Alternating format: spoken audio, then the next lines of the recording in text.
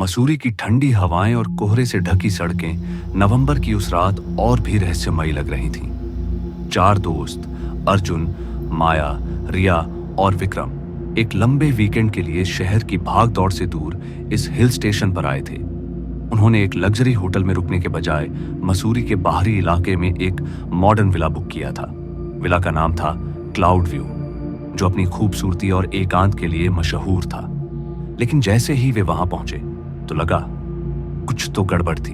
हवा में एक अजीब सी खामोशी थी, मानो कोई उनसे पहले वहां मौजूद हो। विला का मैनेजर, एक अधेड़ उम्र का शख्स जिसका नाम सूरज था, उन्हें चाबियां सौंपते वक्त कुछ घबराया हुआ लग रहा था।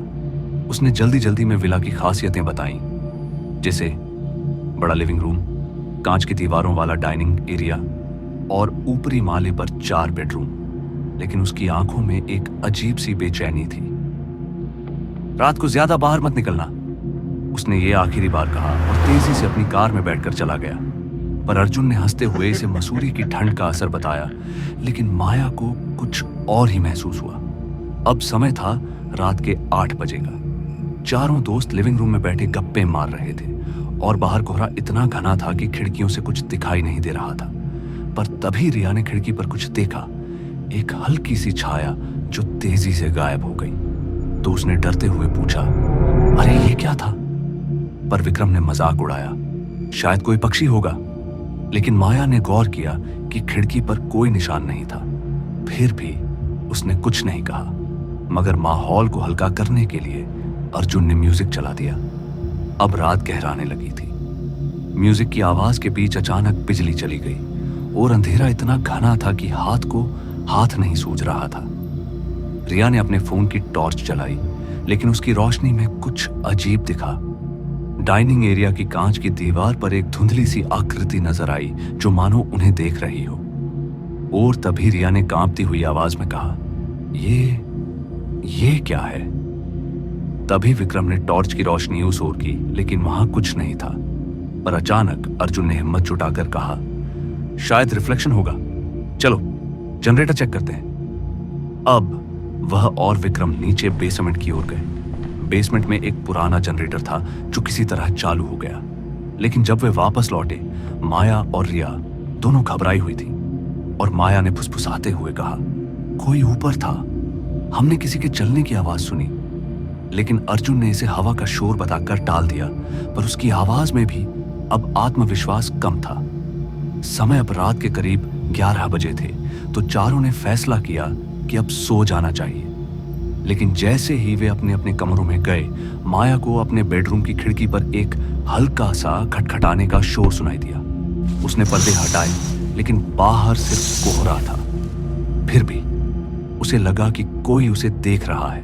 उसने दरवाजा लॉक किया और बिस्तर पर लेट गई, लेकिन नींद उसकी आंखों से कोसों दूर थी। तभी अचानक रिया की चीख पूरे विला में गूंजी, अर्जुन! माया और विक्रम दौड़कर उसके कमरे में पहुंचे। उन्होंने देखा कि रिया बेड पर सिकुड़ी हुई थी। उसका चेहरा सफेद पड़ चुका था। उसने कांपते हुए कहा, वो खिड़की पर था, कोई चेहरा। तो विक्रम ने खिड़की की ओर देखा, लेकिन वहां कुछ नहीं था। और उसने कहा, तूने सपना देखा होगा। लेकिन उसकी आवाज में यकीन नहीं था। माया ने गौर किया कि रिया की खिड़की का शीशा हल्का सा धुंधला था, मानो किसी ने उस पर सांस ली हो। चारों अब लिविंग रूम में इकट्ठा हो गए। कोई सोने की हिम्मत नहीं कर रहा था। अर्जुन ने सुझाव दिया कि वे सुबह तक जागे और फिर विला छोड़ दें। लेकिन तभी बाहर से एक अजीब सी आवाज आई, जैसे कोई धातु की चीज खींची जा रही हो। विक्रम ने हिम्मत करके दरवाजा खोला, लेकिन बाहर सिर्फ कोहरा था। और उसने कहा, शायद कोई जानवर होगा। लेकिन उसकी आंखें डर से चमक रही थीं। अब रात के 1 बजे थे। माया ने कॉफी बनाने का फैसला किया ताकि नींद ना आए। किचन में जाते वक्त उसे लगा कि कोई उसके पीछे है। उसने पलट कर देखा, लेकिन वहां कोई नहीं था। फिर भी किचन की टाइल्स पर कुछ गीले निशान थे, जैसे किसी ने वहां नंगे पांव चहलकदमी की हो। माया का दिल जोर जोर से धड़क रहा था। उसने कॉफी बनाई और जल्दी से लिविंग रूम में वापस आ गई। अब माहौल में तनाव साफ झलक रहा था।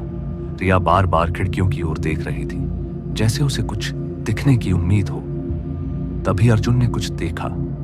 लिविंग रूम की एक दीवार पर लगी टीवी स्क्रीन पर अचानक कुछ हल्की सी लकीरें उभरी, मानो कोई उस पर कुछ लिख रहा हो।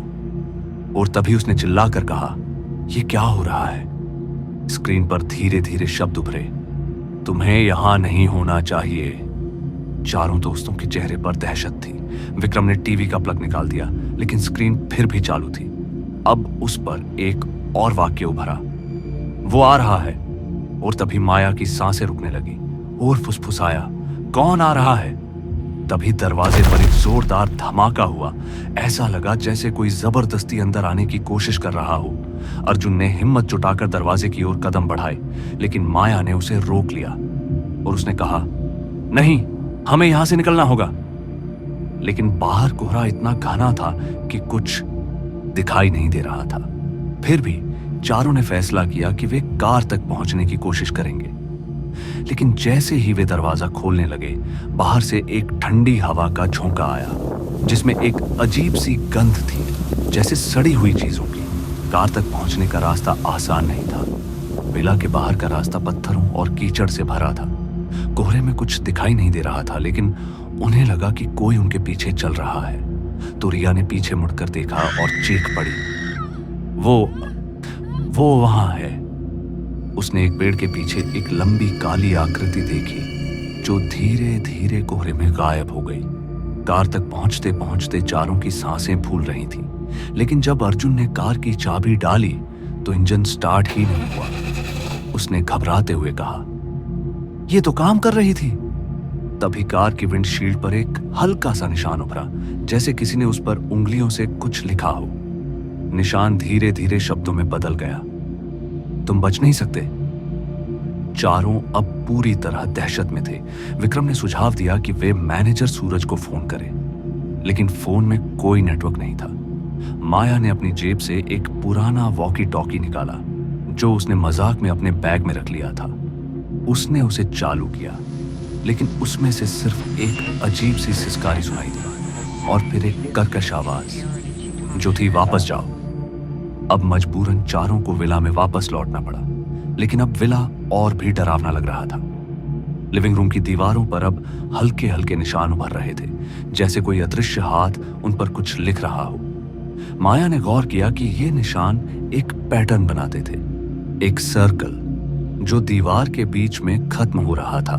तभी बेसमेंट से एक अजीब सी आवाज आई, जैसे कोई भारी चीज खींची जा रही हो। अर्जुन ने कहा, हमें चेक करना होगा, शायद कोई वहां है।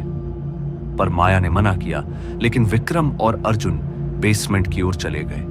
नीचे अंधेरा था और हवा में वही सड़ी हुई गंध थी। जनरेटर अब बंद था, लेकिन उसकी जगह एक हल्की सी सांस लेने की आवाज सुनाई दे रही थी। बेसमेंट में एक पुराना ट्रंक था, जिसका ताला टूटा हुआ था। अर्जुन ने उसे खोला और अंदर एक पुराना कैमरा था, जिसमें एक मेमोरी कार्ड डला हुआ था। उन्होंने उसे चालू किया और स्क्रीन पर एक वीडियो चलने लगा। वीडियो में वही विला दिख रहा था, लेकिन उसमें कुछ लोग थे जिनके चेहरे धुंधले थे। वे हंस रहे थे, लेकिन अचानक वीडियो में एक काली आकृति दिखी और फिर स्क्रीन काली हो गई। जब वे ऊपर लौटे, माया और रिया गायब थीं। अर्जुन और विक्रम ने पूरे विला में उन्हें ढूंढा, लेकिन वे कहीं नहीं थीं। तभी माया की चीख ऊपरी माले से सुनाई दी। दोनों दौड़कर वहां पहुंचे, जहां माया एक कमरे में सिकुड़ी हुई थी, और उसने रोते हुए कहा, रिया को वो ले गया। उसने बताया कि एक काली आकृति रिया को खींचकर कोहरे में ले गई। अब तीनों दोस्त पूरी तरह टूट चुके थे। उन्होंने फैसला किया कि वे पुलिस को बुलाएंगे, लेकिन फोन अभी भी काम नहीं कर रहे थे। तभी विला की सभी लाइटें एक साथ जलने और बुझने लगी। हर बार जब लाइटें बुझती, दीवारों पर निशान और गहरे हो जाते। अब सर्किल के बीच में एक चेहरा उभर रहा था, एक ऐसा चेहरा जिसके कोई आंखें नहीं थीं। माया ने चिल्लाकर कहा, हमें यहां से निकलना होगा, चाहे जो हो। और तीनों ने फिर से कार की ओर दौड़ लगाई, लेकिन इस बार कार स्टार्ट हो गई। अब जैसे जैसे ही वे मसूरी की ओर बढ़े, कोहरा और घना हो गया। रास्ते में एक मोड़ पर उनकी कार के सामने वही काली आकृति खड़ी थी। अर्जुन ने ब्रेक मारा, लेकिन आकृति गायब हो गई। जब वे मसूरी के मुख्य शहर में पहुंचे और पुलिस स्टेशन में जाकर उन्होंने सारी बात बताई, तो पुलिस ने तभी विला में जाकर विला की तलाशी ली, लेकिन वहां कोई निशान नहीं मिला। रिया का कोई पता नहीं चला। मैनेजर सूरज भी गायब था। पुलिस ने इसे एक सामान्य गायब होने का मामला माना, लेकिन तीनों दोस्त जानते थे कि जो हुआ वो सामान्य नहीं था। कुछ दिन बाद अर्जुन को उस कैमरे का मेमोरी कार्ड मिला जो वे विला से लाए थे। उसने हिम्मत करके उसे फिर से देखा। इस बार वीडियो में रिया दिखी जो कोहरे में चली जा रही थी। उसके पीछे वही काली आकृति थी और फिर वीडियो खत्म हो गया। लेकिन आखिरी फ्रेम में एक और चेहरा दिखा जो अर्जुन का अपना चेहरा था। आज भी माया और अर्जुन उस रात को भूल नहीं पाए। विक्रम ने मसूरी छोड़ दिया और कभी वापस नहीं लौटा। क्लाउड व्यू विला अब बंद हो चुका है, लेकिन स्थानीय लोग कहते हैं कि कोहरे की रातों में वहां एक काली आकृति दिखती है जो आने वालों को अपने साथ ले जाती है। और हर बार जब माया और अर्जुन उस रात को याद करते हैं तो उन्हें लगता है कि वो काली आकृति अभी भी उनके पीछे है।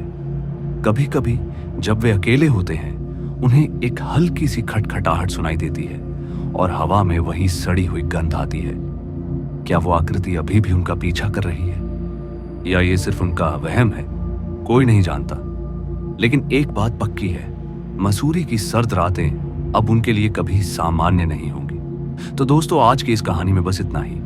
कहानी आपको पसंद आई हो तो वीडियो को लाइक शेयर जरूर करें और मैं आपका दोस्त जल्द ही मिलूंगा एक ऐसी ही डरावनी कहानी के साथ। तब तक के लिए बाय एंड टेक केयर।